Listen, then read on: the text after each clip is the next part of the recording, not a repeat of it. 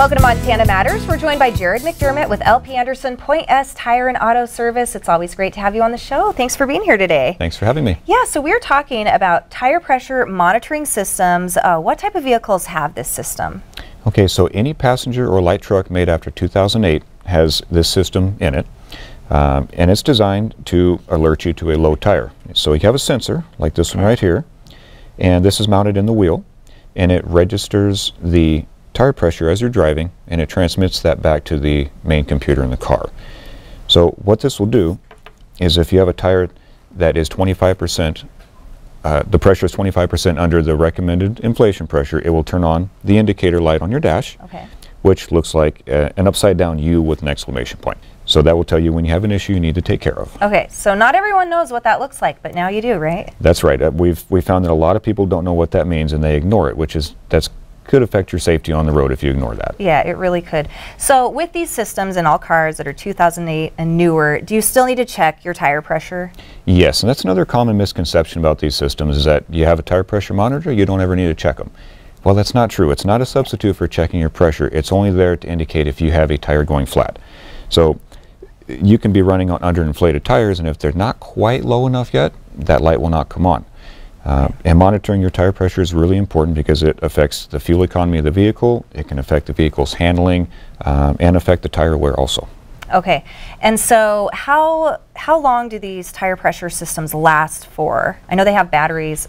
They do. They have a sealed battery in them. Typically they last 5 to 7 years, and then those batteries will start to weaken, and when they don't have enough power in them to transmit the signal to the computer, the little tire pressure indicator light will come on and flash, indicating you have a fault in the system, or on some vehicles you have a message that will come up that will say service tire pressure monitor. And that's how you know that something's not working right. You need to go to a tire shop and we can scan them with the scanner, determine which one it has a dead battery, if not all of them, and then replace them.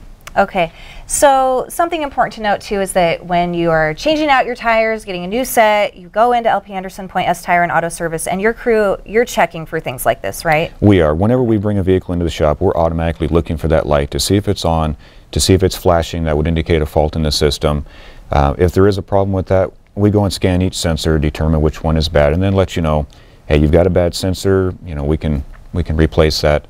And get that system reprogrammed and working properly to protect you out there on the road. Okay, and if people are nervous about, you know, not knowing if their system is working, is that when that indicator will come up? Right. Okay. Right. If you don't see that light on, everything's good. You're just fine. Everything's good. But remember, you do need to keep checking your tire pressure about once a month. You can stop in any time. It only takes a moment, and we can keep those pressures up at the recommended level to keep your tires wearing correctly, maintain that fuel economy, especially with gas prices being so high. That's really important. Right, so it really does help, and if it's, you know, 25% low, that's a big deal. That is. That's not something to ignore, because that light doesn't come on until there's a substantial drop in pressure. Right. The other thing that we see occasionally when we get the cold weather that comes, when the temperature gets really cold, it does affect the tire pressure, and it will actually lower your tire pressure. So if your pressures were marginal to begin with and you get that cold weather, that light will oftentimes kick on.